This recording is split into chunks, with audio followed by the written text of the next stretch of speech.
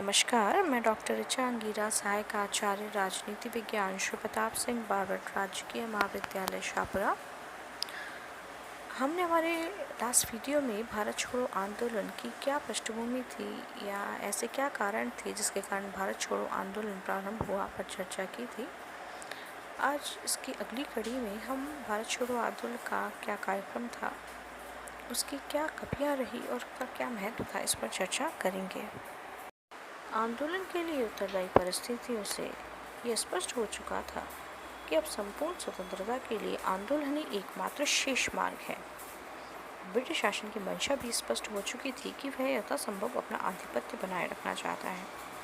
दूसरी ओर भारत की सुरक्षा को लेकर भी चिंता थी। युद्ध में जापान लगातार विजय प्राप्त कर रहा था, अंग्रेज पीछे हटते जा रहे थे।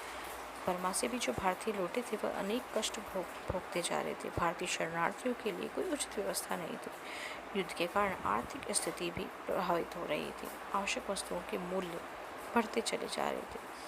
कुल मिलाकर ये कहें कि एक अनिश्चितता और असंतोष का वातावरण था। 14 जुलाई 1942 को वर्धा में कांग्रेस कार्य समिति की बैठक में एक प्रस्ताव पारित कर मांग की गई कि भारत से ब्रिटिश शासन का शीघ्र अंत होना चाहिए। 8 अगस्त 1942 को बम्बई में प्रस्ताव का समर्थन दिया गया। इस प्रस्ताव के, जो भारत छोड़ो प्रस्ताव के नाम से जाना जाता है, इससे कुछ मुख्य बिंदु भी थे, जैसे ब्रिटिश शासन से तत्काल मुक्त हो, भारत की स्वतंत्रता ही ब्रिटिश विरोधी भावना को सहयोग व सद्भावना में परिवर्तित कर सकती है। भारत की स्वतंत्रता स्वयं के लिए नहीं अपितु विश्व शांति के लिए भी आवश्यक है। देश के प्रमुख दलों के सहयोग से अस्थायी सरकार की स्थापना तब तक की जाएगी जब तक देश स्वतंत्र नहीं हो जाता। संवैधानिक सभा द्वारा संविधान का निर्माण किया जाएगा।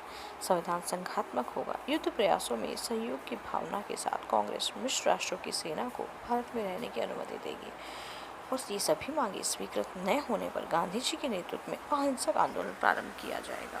हालांकि आंदोलन की तिथि निर्धारित नहीं की गई थी। गांधी जी ऐसा कोई कदम उठाने के पहले वायसराय से मिलकर अपना दृष्टिकोण स्पष्ट कर देना चाहते थे। यद्यपि उन्होंने भारतीय जनता से करो या मरो का आह्वान किया। यह प्रस्ताव 8 अगस्त 1942 को विचार विमर्श के उपरांत स्वीकृत हो गया। सदस्यों ने पूरे आग्रह के साथ ब्रिटिश सत्ता को हटाने की मांग भी दोहराई। ब्रिटिश शासन सजग व सतर्क था। 9 अगस्त 1942 को गांधी जी और अन्य महत्वपूर्ण नेताओं को गिरफ्तार कर लिया गया। वायसराय से बातचीत तथा स्पष्टीकरण का अवसर ही नहीं दिया गया। यह कथन अप्रत्याशित था।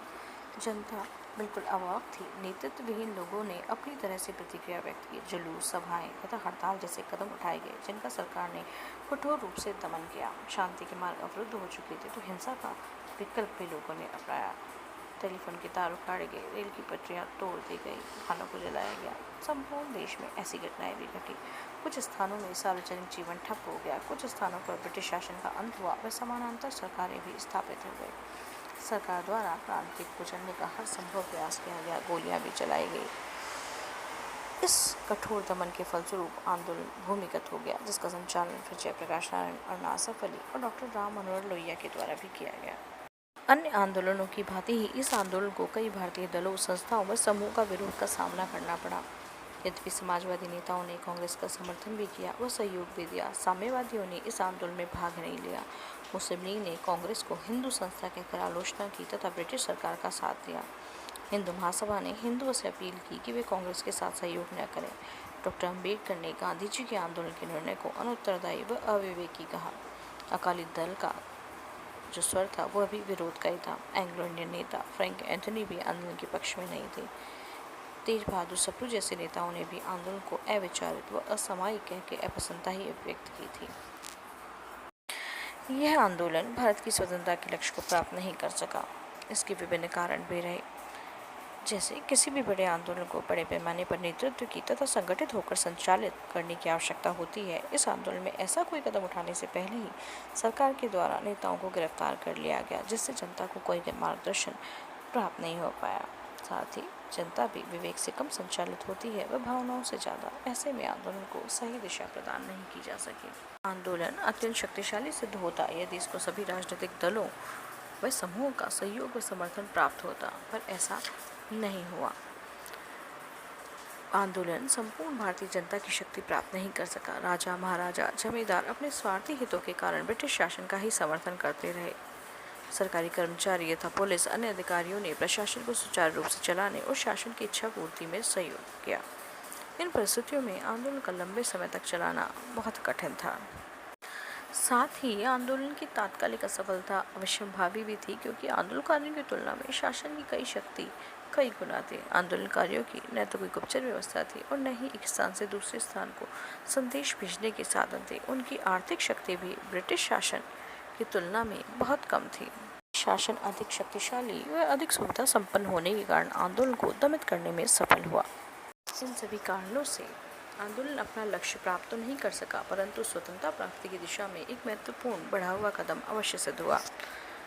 आंदोलन के फलस्वरूप ही भारतीय जनता ने पूर्ण स्वतंत्रता के लिए आवाज़ बुलंद की और वह अब अधिराज्य की स्थिति में नहीं रहना चाहती थी। अब ब्रिटेन के लिए भारत की आशाओं व आकांक्षाओं की लंबे समय तक उपेक्षा संभव नहीं थी। यह आंदोलन वास्तव में जन आंदोलन था। जनता की जागृति अभूतपूर्व थी।